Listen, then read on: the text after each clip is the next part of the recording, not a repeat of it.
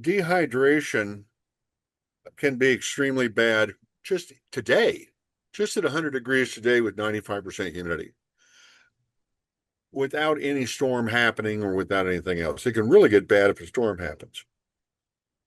Going into it, the body likes to maintain a certain amount of heat and a certain amount of cooling.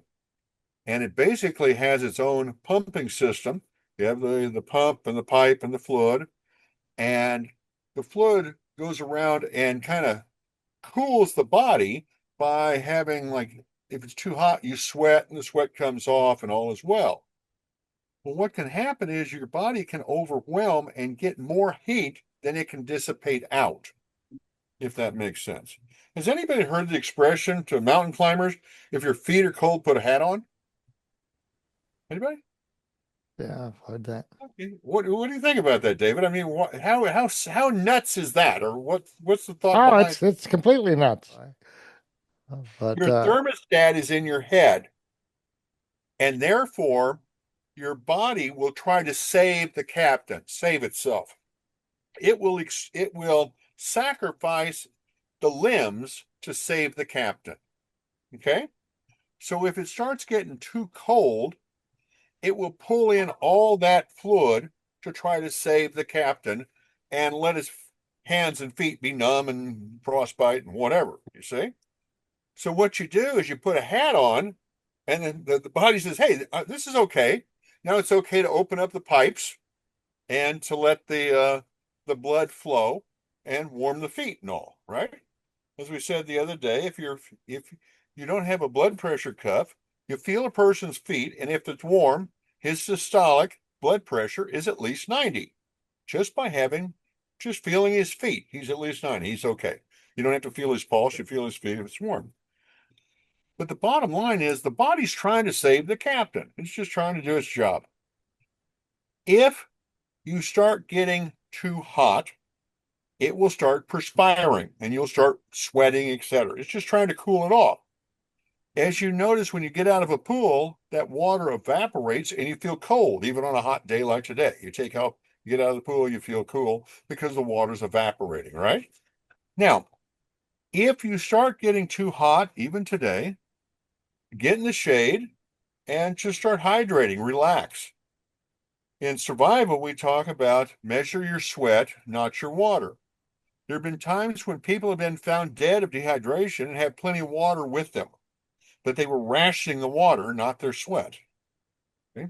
So basically, if somebody gets too cold, what we do is we put a warm pack under their arms, behind their head, and inside their groin, on the inside of that big pipe down there, that femoral artery down there.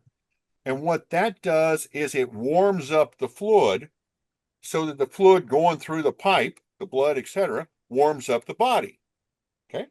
That's how somebody starts getting too cold, you put warming packs inside the legs, under the arms, on the wrist, and behind the head.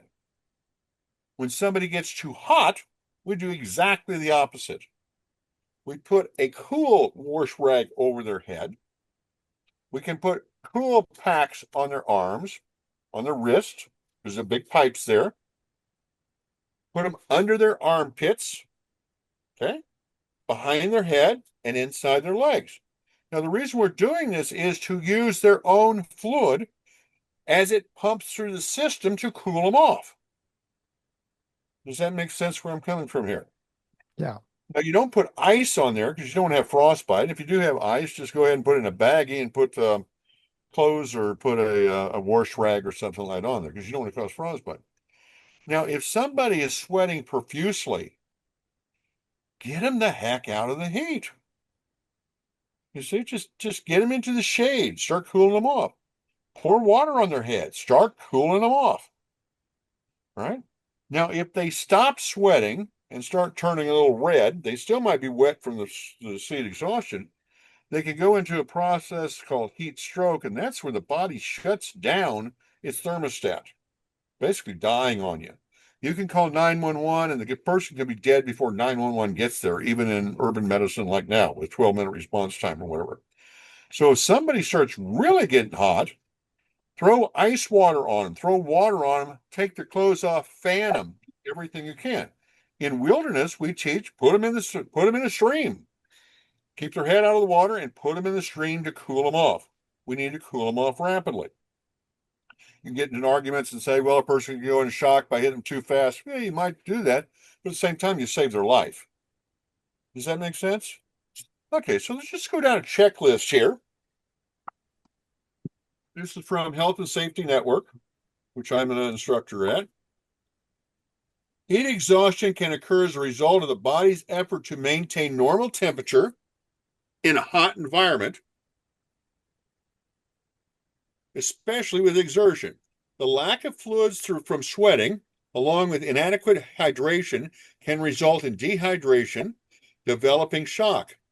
Signs of heat exhaustion include the following: pale and sweating or flushed skin, headache, nausea, vomiting, dizziness, weakness, thirst, decreased urine output, elevated heart rate and respiratory rate, slight elevated or normal core temperature. Although it might not appear serious, without early recognition and without recognition and treatment, it could proceed into heat stroke. Stop all activity. Move to a closer, cooler place. Loosen or remove excess clothing. Boy, where have we heard this? Have the person lie flat on the ground. Spray water or apply cool, wet clothes to the head and torso. Fan the person to increase cooling effect. The person is allowed to swallow. Get him have some liquid. If he can't swallow, don't give him liquid. Now, in most cases, the person will start getting better very quickly. Okay? Now, heat stroke, life-threatening. Heat stroke is commonly recognized by a significant rise in temperature. Heat stroke 105, 106. It can kill, and the brain is dying. Heat stroke can quickly cause permanent damage to the brain. Early recognition and effective cooling of body temperature, core temperature, are key to survival for someone with heat stroke. Signs of heat stroke include the following: skin that is very warm or hot to touch, confusion, odd behavior, difficulty communicating, headache, seizure, unconsciousness, fast heart rate, fast and shallow breathing. Guidelines for heat stroke: remove any heat related, first call 911 if we got it. Remove any heat related clothing. Immerse the person up to his chin in cold water. If immersion is not possible, spray or pour cold water on the person and fan him to increase the cooling effort. Apply cold packs to his neck, groin, and armpits. Cover the person with a cold, wet sheet and fan him to increase cooling. Monitor the person closely. Okay? That's straight out of the book. Just write down the checklist. We kind of covered it. The bottom line is cool the son of a gun off. If somebody, especially as we start getting older bodies here, you start getting winded, you start getting hot, you start getting sweaty, go inside and cool off. If you can't, pour water on them, cool them off. We had a job at the Holly Street Power Plant in Austin, Texas. We were cleaning the ceiling after a fire, 60 feet, 66 feet up, over steam turbines that were operating. The operating temperature where we were working was 136 Fahrenheit with a temperature with a humidity over 90%. We went over this every shift. You could die today. Let's not. Look at your buddy. When the eye starts getting foggy, get him down. We had people on the ground with big coolers full of ice water. We were all ready to throw the ice water on them, to fan them, to cool them off, etc. We didn't have any heat-related emergencies in 6 weeks. I was very concerned about it. We only asked them to work 10 minutes every hour to be up there the rest of the time, cool off. I thought they'd want to come into the safety and command center at 72 degrees and cool off. They didn't want to go from 136 to 72 to 136. They wanted just to sit down with big barn fans down by the turbines at 90 or 85 and just cool off that way and then go up. We didn't have any problem because we attacked it as this could kill us today. Let's not. Okay. Now, on the warm side, on the other side of it, cold. we do exactly the opposite. We go ahead and we put the warm packs. We're just trying to take these big pipes in here, the brachial artery, femoral artery, etc. We're just trying to warm up that blood to warm up the feet. Or in this case, we're trying to cool it off. Makes sense? We're just using the body's own cooling system, HVAC system, by warming up the fluid if it's too cold, or if it's too hot, cooling off the fluid. Guys, if you're in urban, call 911 if somebody's got heat exhaustion. Okay, they don't mind running. 80% of the 911 calls are false reports. They'd rather have something to do, especially if they can save a life. And it's better to save a life by calling them than not to. You see what I'm saying? I'd rather call them 5 times and only save one life than lose one because I didn't want to bother the paramedics. If we're in a hurricane situation, disaster, take our ice water, cool them off. Bottom line is, guys, don't get to that freaking situation in the first place. You see, when you start getting warm, get cooled off. Hurricanes, the air conditioners might work and everything, fine. Get under a shade tree and pour some salt water on you. Just do something to cool off. Maintain hydration. I like Propel. My wife likes a different type of electrolytes sold at Walmart, etc. Say electrolytes. Now, on that, my blood pressure was going high. Guys, I was drinking 6 or 8 Propels a day. That's salt and potassium. That caused my blood pressure to raise too high. What you should be doing is drinking one Propel to 6 or 8 bottles of water. You see? Not 6 or 8 Propels in a row. I happen to like it. You see? So anyway, just common sense. Stay cool. Don't get too hot, especially as we get older bodies. It's okay to go in to relax, etc. You see somebody too hot, you see them confused, dazed, etc. Assume that you've got a heat-related situation and cool them off. Okay, I've done a lot of talking. Any questions? Uh, are there any signs that for ourselves that we should be aware of that would bring us to the, hey, can you give me a hand here? Number one I go by is profuse sweating and daziness. You know, you never really realize that instant you get drunk.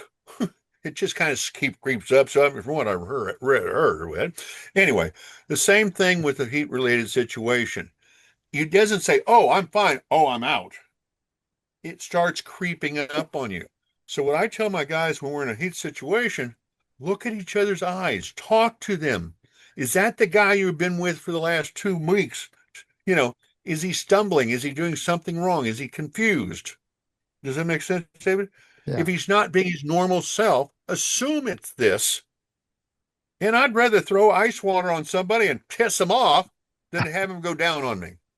Yeah. All right. Thank you very much, Jim. These are things that are very useful for us to be on top of at this particular time and place.